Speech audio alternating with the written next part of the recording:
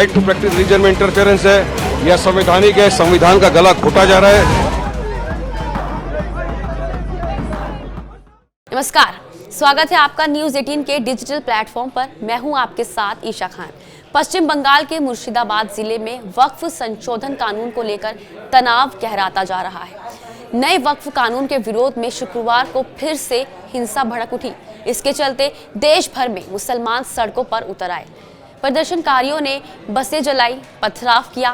3 लोगों की गोली लगने से मौत भी हो गई। हालात इतने बेकाबू हो गए कि बीएसएफ के जवान तैनात कर दिए गए। फिलहाल इलाके में सड़क, रेल यातायात और इंटरनेट सेवाएं बंद कर दी गई हैं। All India Muslim personal law board के वक्फ बचाव अभियान का पहला फेज 7 जुलाई यानी 88 दिन तक चलेगा।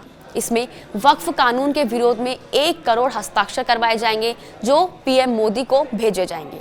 इसके बाद अगले फेज में रणनीति तय की जाएगी। All India Muslim personal law board के महासचिव मौलाना फजलुर रहीम मुजद्दिदी ने वीडियो मैसेज जारी किया।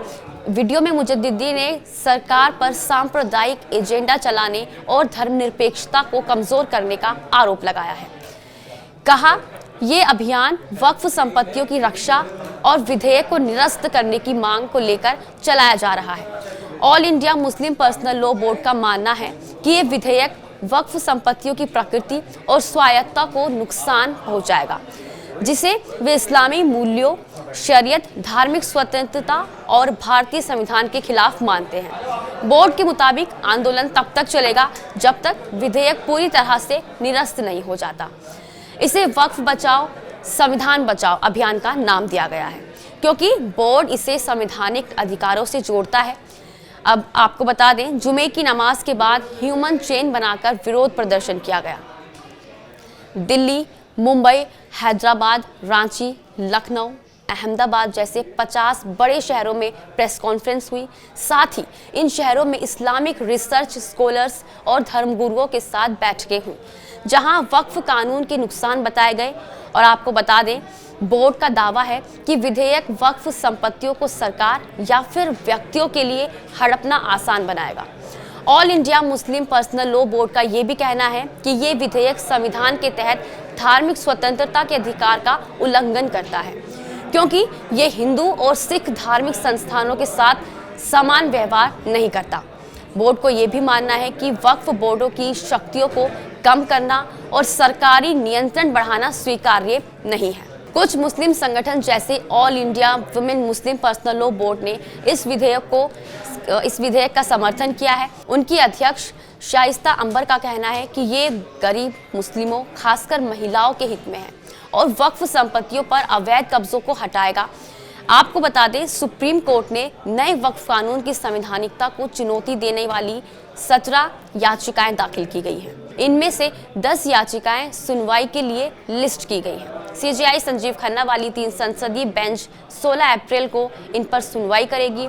आपने वो तस्वीरें भी देखी होंगी जब जम्मू कश्मीर विधानसभा में नए वक्फ कानून पर हंगामा हुआ था। नेशनल कॉन्फ्रेंस के विधायकों ने सदन में बिल पर चर्चा की मांग करते हुए नारेबाजी की। नेशनल कॉन्फ्रेंस के विधायक ने सदन में वक्फ कानून की कॉपी फाड़ दी। इसके बाद स्पीकर ने सदन की कार्रवाई पूरे दिन के लिए स्थगित कर दी थी।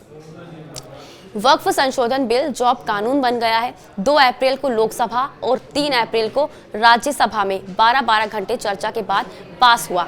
इसके बाद राष्ट्रपति द्रौपदी मुर्मू ने बिल को 5 अप्रैल की देर रात मंजूरी दी।